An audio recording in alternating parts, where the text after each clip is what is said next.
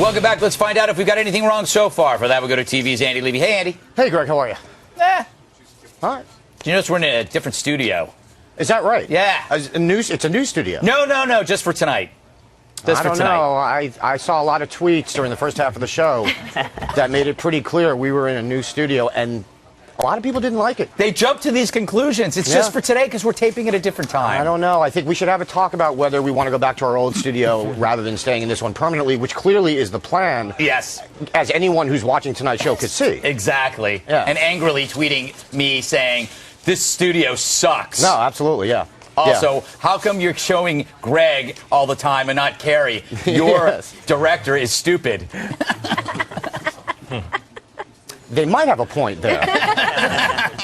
Not about our lovely director, just that maybe, you know, she's slightly more attractive than you. Slightly. Yeah, slightly. About 12%. Yeah. 13. If I'm rounding up, you're rounding down. Yes. Tomato. Whatever it is, it's rounding. Yeah. GQ column says the fact that Paul Ryan's never smoked pot is a problem. Tom, you said don't mix up nerds and dorks because nerds are aware they're nerds and dorks are people who don't know they're nerds. Did I get that right? Dorks are unaware that they're nerds. Right, so okay. they will act like they're hanging with the cool crowd, and sometimes it works. Okay. See, I think nerds and dorks are two completely different things. I think nerds are people who are like possibly smart or you know, but they're just socially awkward. Whereas dorks, I feel like dorks are people who are just like not good at anything. But they're socially adept. That's the only difference we have, Andy. And you are right. But dorks are socially adept. So they have the confidence to walk into a room and, you know, they're unaware that people think they're nerds. I don't think so. I think you're trying to build yourself up, and it's not working. Something a dork would do. So far, so good. Of course, they took it. That is such a billboard I'm going to see in the subway soon. Insert ad here. That is great. I had my HPV test. Yeah. I'm good. Are you?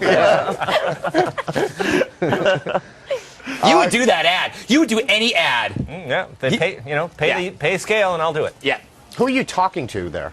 I was talking to Tom. Oh, okay. Yeah, don't question Andy's journalistic integrity. Okay. Yes, I would never. I would never. No one's ever asked you to do an ad. Also, I'm not clean. I shouldn't say that. I'm joking. I actually have no idea whether I am or not.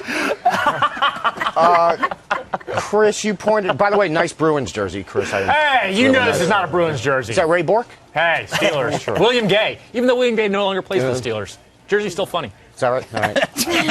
All right. Chris, you pointed out that Ryan was homecoming king, which is kind of hard to square with him supposedly being a dork. Right. Which I totally agree with. But here's the thing. Zaleski, the writer, he says Ryan is a dorkish striver. Yeah, who wouldn't want that in a president? That's awful. Right, exactly. A smart guy who's an overachiever. Yeah. God, we'd hate to have that. Yeah. Because the thing is, like, I don't care if Ryan smoked pot, and I don't care if Ryan didn't smoke pot. No, I don't either. Yeah. He's a smart guy. But you know what I like him. You know what I care about, Andy? What's that? The fact that when that article was published, the headline was grammatically incorrect. Yes.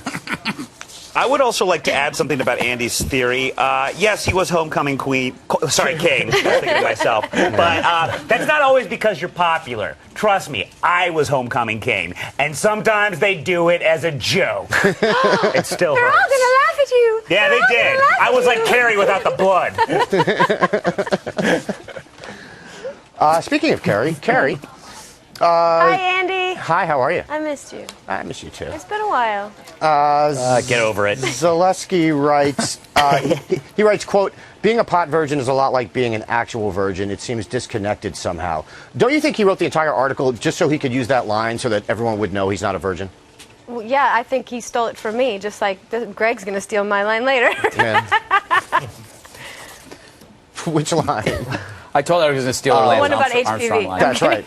Red-eye does not steal lines, madam. We snort them. Repurpose is a much kinder word, I think. Yes. By the way, Zaleski wrote a piece for GQ about all the Republican candidates last year. Guess what? He didn't like any of them. Oh, shocking. Yeah, I was Who'da shocked. thunk it? No, I was totally shocked. Dogs against Romney. Tom, why do you think cat people are Democrats? Well, cat people, they're more we know what cat people are. It's all, first of all, they're girls. Girls like cats. Boys like dogs. So, and women generally vote more Democratic. Men lean more toward the right. Environmentalists, other lefties, they love cats around their apartments. Lonely people, lonely unmarried people, they love having cats around. At what point is he leaving the newsroom and coming in here and sliding out? Yeah. We'll talk after the show. Put me in this. Here's the thing, Tom. I don't want to get into a whole thing on this because I like dogs too. Yeah. Oh, you also like cats? I wasn't aware. It's two cats. Okay, I didn't know that. And I have 3, so be careful what you're saying over there. I see. Okay. 4, technically. Cats are more independent than dogs. They're more libertarian than dogs. They don't need constant affection. They don't need, validation.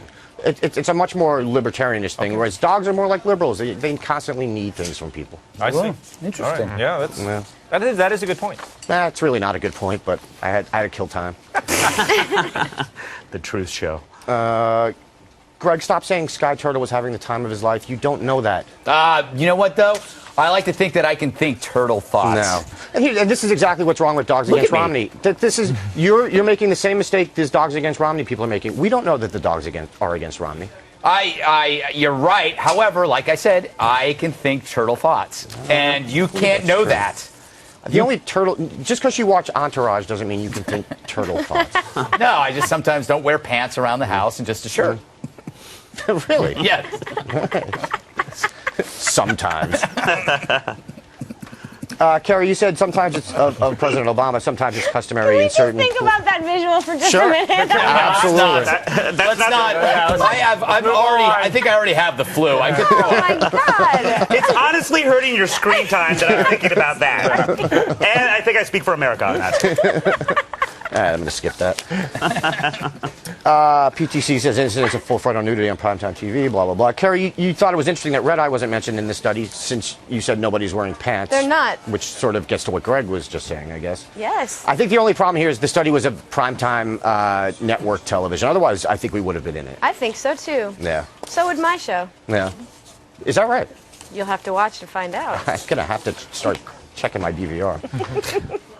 Chris, you said you think this study is crap, but isn't network TV supposed to be a place where parents can watch things with their family, especially during the so-called family hour between 8 and 9? Is there full frontal nudity on PBS? And by the way, this stuff we've talked about this, it's pixelated. It's not like they're actually like showing swinging junk. I mean, we're talking about pixelated. The problem with pixelation is these kids actually grow up thinking that's what the stuff looks like. That's a completely different story, and that is true. That is a problem. Everybody's like, pixelation oh my God. is a problem. Either go full frontal nudity or nothing. Hey, some people do look like that, all right?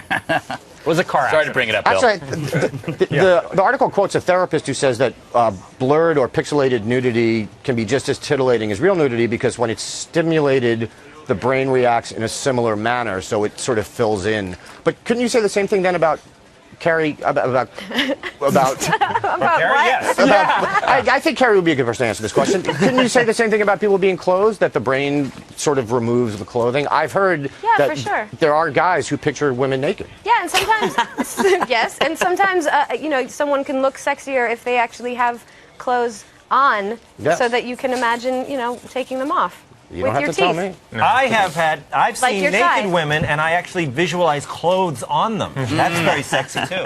That's interesting. You have paper dolls, don't you? Tom, I actually would have preferred if you had kept your mouth shut and let Carrie keep talking. Sorry, Tom. You'll never know, Andy. You'll never know what she was going to say. I know. Ever. Don't say anything. Make him suffer. Yeah. It wasn't for me. It was for our viewers. Aw. You're almost done. Just lastly, I have to say, they use an example from Suburgatory, a show that's actually pretty good. But here, George and Noah argue in the steam room. Fred walks in with a towel around his waist and says, "Hey, is this a private's party?" as he drops his towel. Good